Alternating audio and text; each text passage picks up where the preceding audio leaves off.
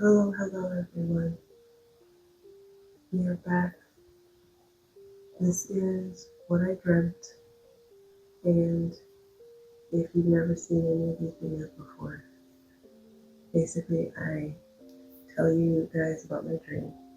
I dive into what the potential meanings are behind all of the symbols and weird incidences that pop up, and then I offer a meditation or a journal prompt or something for you to maybe explore the same energy from my dream. Um, I want to start off by sharing a piece of a random dream that I had. I'm not going to get into it ever on a video. It wasn't worth its own separate video, but it was really funny. And considering how heavy this particular dream is for me, I think I should offer a little bit of levity to balance it out. So my dream was me in a room with a bunch of people, and we were all talking, and all of a sudden a cockroach ran across the floor, and out of nowhere everyone pulled out a sword and just started like attacking this roach. And it was like everybody had a different kind of sword.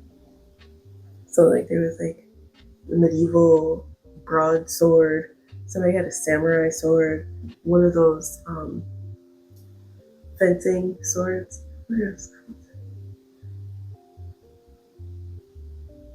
Foil, the long, skinny, like, and you literally just a group of people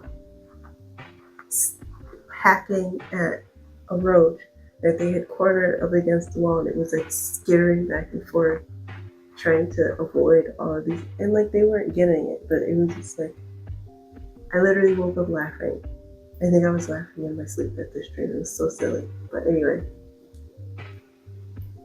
who needs Netflix when you have dreams like mine?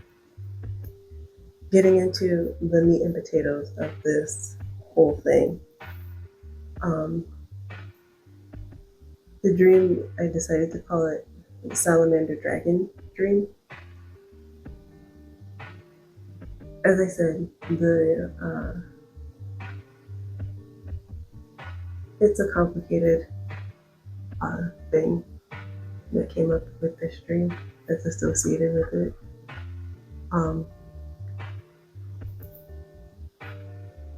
This dream does involve my mother, and maybe you know how that is, or maybe you don't, but the relationship is complicated. And I actually had to go over this dream a few times to really, because of course there's that initial tension that comes up with whenever you have a complicated relationship with someone, and if they come up in a dream, like there's that knee-jerk reaction to that person in the situation. And so I did have to sort of revisit my interpretation of the dream a few times and like each time I went back and sat with the energy, I was a little more distant from the feelings that initially came up. And so this is a more balanced interpretation of the dream than when my initial response to the dream was definitely reactive in a way that I didn't really resonate with it. After I went back to read my notes on it and the way that I had approached reading into it, I could see that I was responding in a way that was more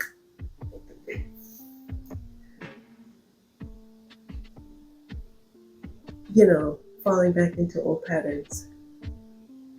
And the person that I used to be and the feelings that I had in when I was in that space. So this interpretation, this final draft version, we'll call it, is hopefully more of, or I should say less of a reactive one.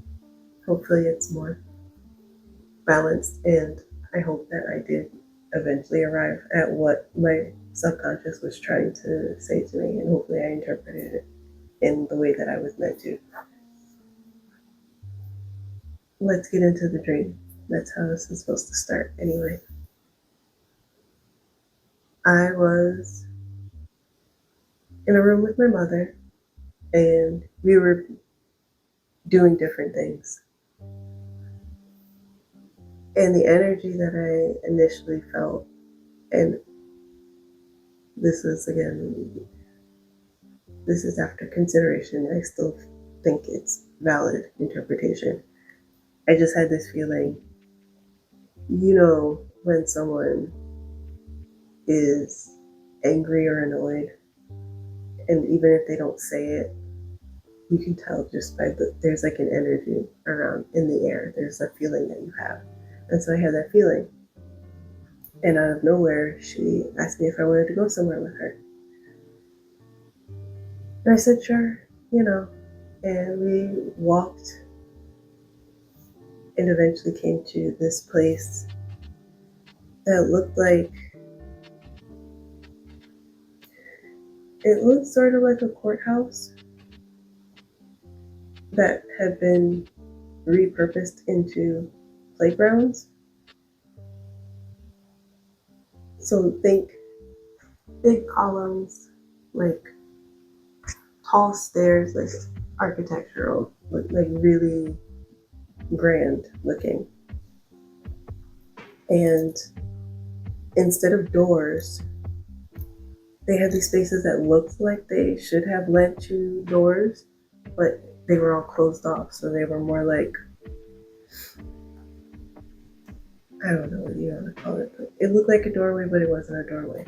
And within each of these separate little openings, there was a different playground.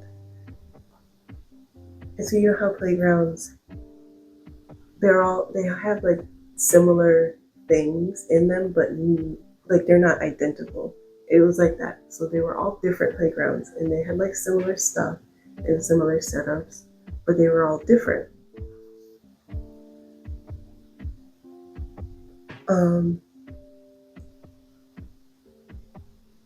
The one thing that they all had in common was there were these spiraling wires, but like really thick, solid wires. And suspended in the wires, there were these glass bubbles that, when you looked at them, they had like little diorama type scenes inside of them. And there were like figures inside, and they were doing different things. Like, there was like a circus looking thing where somebody was doing a little flip, or swinging off of high wire. I don't know. It was just little things happening inside the scenes. And at first, I thought they were solid. Like it was just a solid marble, like a giant marble with like a little thing inside of it. But when I looked closer, I saw that there were like these little air bubbles, and that they were actually filled with water. And so we walked around the front end of this big building of playgrounds, and eventually found one, and it was like a water park almost. So there's lots of water, and I was climbing up on one of the spiraling wire things, and I guess I was trying to get to, I guess it was like a slide or something. I don't know. I was climbing out of the water up towards the top of the building, and I was about halfway up, when my mother says from behind me, "I think somebody's talking to you." And I look up where she's pointing, and she's pointing to the roof of the building. And sitting on the top, there were like these huge bird type pterodactyl looking things, like sitting on top. And then there were also these lizard looking things. They looked like salamanders, basically, the way that they were moving. And one of them, one of these salamander creatures, was leaning down on the roof, looking towards me. And I got really scared, obviously, because I was like, "What?" And I got scared, and I jumped down off of the wire that I was climbing, and I started running. For some reason, the street that we had walked down was now flooded with water where on the part where I was trying to run. And the salamander creature had flown off the roof. It didn't have wings, but it was still flying.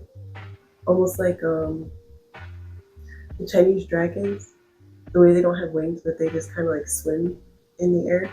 It was like that. And I could see that it was like flying after me and kind of walking parallel to where I was is my mother. And she's like just walking. And I'm splashing in this water and freaking out and panicking because this thing is coming after me. And I eventually just like dove underneath the water to try to hide from this dragon thing.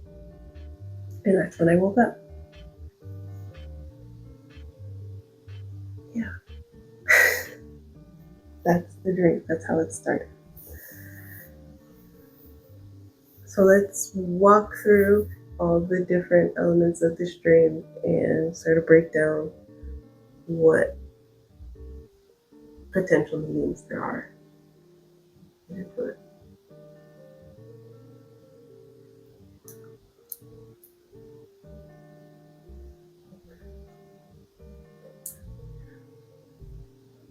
So the building itself. My interpretation of the building, the fact that they are doorways, but not quite doorways, it's giving a potential path or maybe a personality trait or even a link to a memory within my own past. Like they're similar and connected in that they all had the same basic components, but they were still unique in the way that those components were displayed. It's almost like, again, we talk about doorways being, gateways. These are passageways into somewhere else. Maybe the building is meant to represent different paths that I could potentially take, or it could be, as I said, personality traits or aspects within myself that I could explore further. And all of those little bubbles, ignoring the specifics of what was within the bubbles and just taking them for what they are at face value, which was something that I thought was completely solid, but was actually fluid under the surface. Water represents emotions, and the bubbles themselves could be past memories, things that, or experiences that I went through that I initially thought were things that I had dealt with and that they were what they were and that I accepted them. But upon getting closer to them, I realized that there's something under the surface that's still moving. It's water. The emotions are still there. There's something more to those things than I initially thought. Um, the being in the water themed playground and choosing that one to interact with says that I'm in the emotional waters, and climbing out of them or trying to escape that emotional turmoil, but not quite turmoil because it's just the water park, right? It's supposed to be something that's fun. But, climbing away from the emotional waters and then being stopped and distracted by a perceived threat.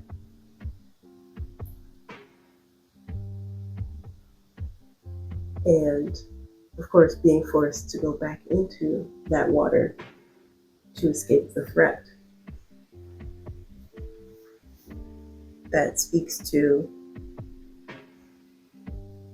maybe, again, emotional experiences in the past that I thought I dealt with and trying to get away from them and move beyond them. And then being confronted with something that is far more scary in my mind and immediately diving back into those emotional waters and almost using the emotions to hide from this perceived threat. And we have the creatures themselves. So we have these pterodactyl-like birds that were sort of perched on the rooftop, but they weren't paying me any mind at all. They were barely even facing in my direction. Birds and anything with wings represents transcending the earthly limitations, freedom, and the fact that I connected them with pterodactyls, ancient wisdom, or some sort of ancestral ties. And the fact that they were completely indifferent to me. It does speak to maybe a disconnect with my ancestry. And of course, the salamander dragons, the stars of the show. Salamanders themselves are associated. They basically cover all of the elements. We have fire, which salamanders are heavily associated with fire. Earth, they're lizards, and they usually are found in some drier climates. Water, the way that they move is referred to as land swimming because they move across the earth like they're moving in water. And what am I missing? Water. I just said air, earth, fire, water. Yeah, they literally land swim. So they are connected to all four elements. And of course, the salamander itself is known for its ability to survive anything. They can regenerate limbs. And they also speak to shadow work and dealing with certain darker aspects of life.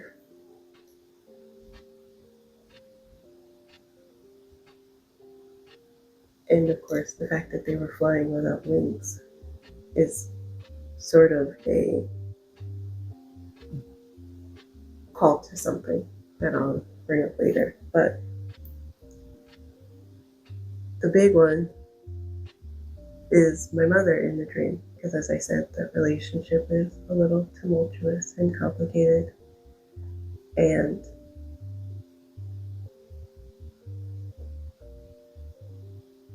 I believe that there is some importance to the fact that it's my mother, in the dream and not anyone else. But I also do believe that the deeper, more prominent meaning of her being there is to represent the mother archetype itself and not necessarily as tied to who she is. Of course, there's the implications of our relationship and the dynamic there. I'm trying to be delicate, which maybe is a hindrance here, but just her role in the dream, aside from the reality of our relationship, just the role that she played in this dream was her bringing me to the park. And a part of me, through my analysis of the dream, that was through my analysis of the dream, is that she knew what was going to happen at the park. She knew what was waiting at the park. And so the invitation was an intentional catalyst. It was meant for me to go there. It was an invitation. And that is confirmed by the fact that she was the one who literally pointed out the dragon to me. And there is the very literal interpretation of what she said of someone's talking to you. That's literally, again, which is why I say that there was obviously a necessary separation that needed to happen between my actual mother and what she was meant to represent in that dream, which was my inner guidance, basically telling me, someone's talking to you. This is a message.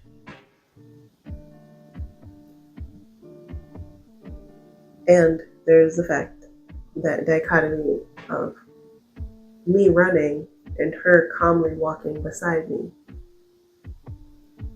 which, if I were actually in danger, the response would have been different. This was more of a response to, similar to someone who's afraid of dogs and they see a dog and they start running. Obviously, the dog is going to chase you because that's just what they do. That's their natural response. But you know they're not in any actual danger from the dog. And so you're more chill about it. That was the energy of that situation. But of course, that was deeper thought into it. And so obviously, this all points to this whole situation being orchestrated in a way, almost, to force me to confront this, what the dragon represents.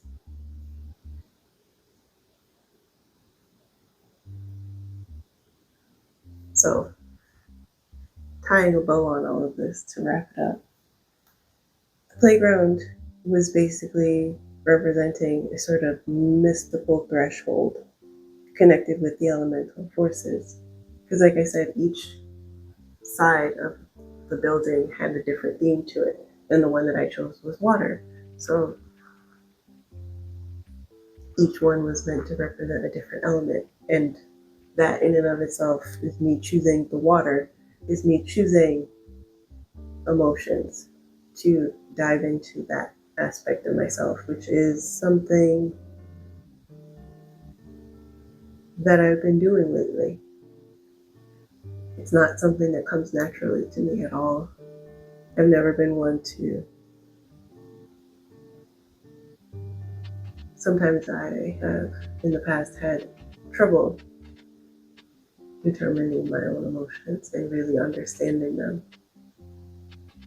And so this is in line with where I currently am on my journey. I'm diving into the emotional waters. And we have the dragons, which represent emotions or aspects of myself that I have been afraid of or ignoring.